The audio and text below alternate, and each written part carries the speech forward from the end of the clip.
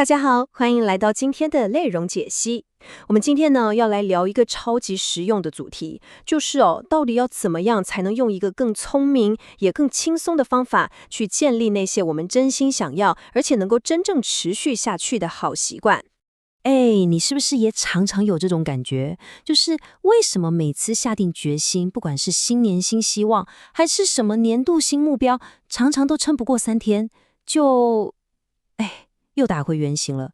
这真的是一个很多人共同的困扰，对吧？那我们通常呢，下意识就会觉得一定是我自己的问题啦，我意志力不够强，我这个人就是太懒了。但如果我现在告诉你，问题的根源很可能根本就不在你身上，而是我们从一开始用的策略就错了呢？好的，所以首先我们就来破解第一个，也是最大的一个迷思，那就是关于意志力这件事。这句话听起来可能有点违反直觉，但很多科学研究都告诉我们，我们人类的大脑，它原始的设计就不是用来长期依赖意志力去行动的。你想想，那些真的能单靠自律硬撑的人，其实是极少数的特例。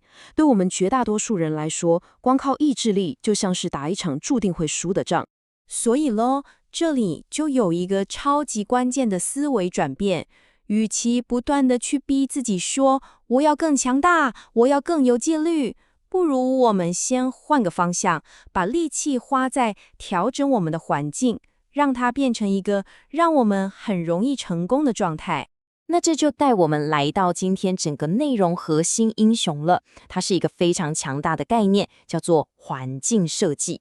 在行为科学里面，这个概念有个专有名词，叫做助推。英文是 nudge， 说白了，其实很简单，就是利用你身边的环境，而不是硬盯你的意志力，来轻轻的、不知不觉的引导你的行为朝你想要的方向前进。OK， 那这个助推具体是怎么运作的呢？其实它有2个方向，一个是把你推向目标的正向助推，另一个呢，则是会引诱你偏离轨道的负向助推。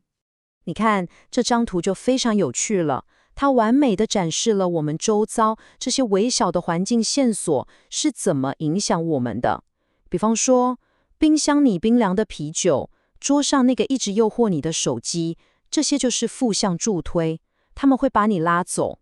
但反过来，床边摆好的运动鞋，桌上那本已经摊开的书，这些就是正向助推，他们会默默地帮你一把，把你推向目标。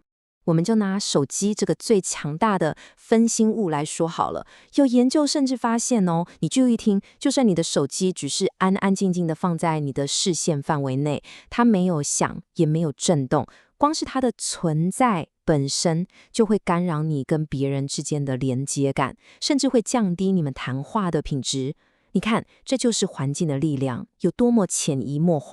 而且环境设计的威力还不止这样，它还能帮我们对付另一个我们平常可能没注意到的生产力隐形杀手。这个杀手就叫做决策疲劳。你可以把我们的意志力或心智能量想象成手机的电池，它是有限的。你每天做的每一个选择，不管大小从早餐要吃什么到工作上一个重大的决定，其实都在消耗这个电池的电力。那当这个心智电池快没电的时候，会发生什么事呢？我们的大脑为了省电，就会自动切换到最省力的模式，也就是开始拖延、维持现状不想改变，或者干脆就做出最轻松但往往不是最好的决定。这也完美解释了为什么我们在累了一整天之后，会选择躺在沙发上滑手机，而不是去运动，对吧？因为决策的电力已经用完了。所以啦，这就是为什么像贾伯斯这样的人每天都穿一样的衣服。他不是没有品味，而是他很聪明，他透过自动化这些微不足道的决定，把他宝贵的判断力省下来，留给那些真正重要的事情。所以重点来了，我们也要像贾伯斯一样，为自己打造一个能够自动运行的系统，把意志力真正用在刀口上。那在我们继续之前，我想先问大家一个问题，你猜猜看，你觉得自己一天当中大概有多少比例的行为其实是已经自动化，你根本想都没想就做出来的？答案是45%。没错，根据研究，我们将近一半的日常行为都是由习惯在驱动的。哇，这个数字很惊人，对不对？这就代表我们其实有一个超级强大的自动化系统已经在体内运作了。我们有巨大的潜力，可以有意识的去设计它。